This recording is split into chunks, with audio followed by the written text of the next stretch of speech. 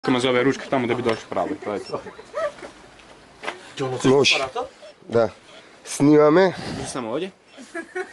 24. Kosar 2017. gospodovo leto. Zipline. Oj, drugarčina da.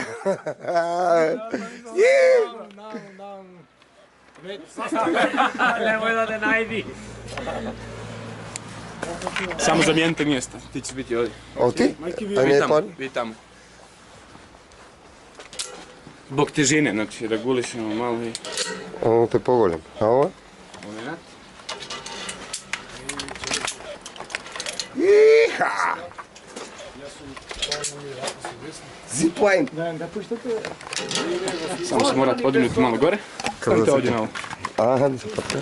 Samo gore, sad, da bi zakačili ovo. Aha. To je to. Ok, jednom rukom slobodno drži, jednom uzmi aparat. Ali ovdje drži za ovo. Da, sjedi u pojas. Možemo mi vaka, a? Može, dobro. Ili vaka? Ali kad budeš tam prilazio kraju moraš da izbakneš malo, da ne bi udario. Sjedi u pojas Da i sjednu. glavu ispod sad, znači opuštiš. Aha. To je to. Ajmo i vi. Ej, ovo ti me vrti ovo. Ćete vrti malce, ama ne sekirati. Me vrti. Ali nema veze, još bolje. Zastaniš ćete... Samo podigni noge. Idemo na 3. 1, 2, 3.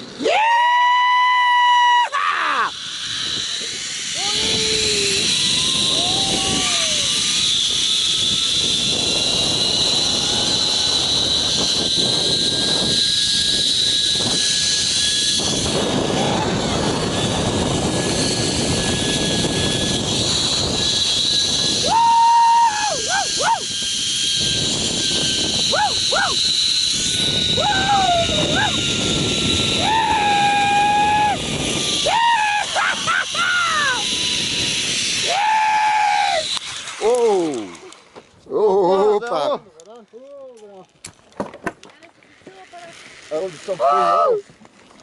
Bio dobro. Odlično. O!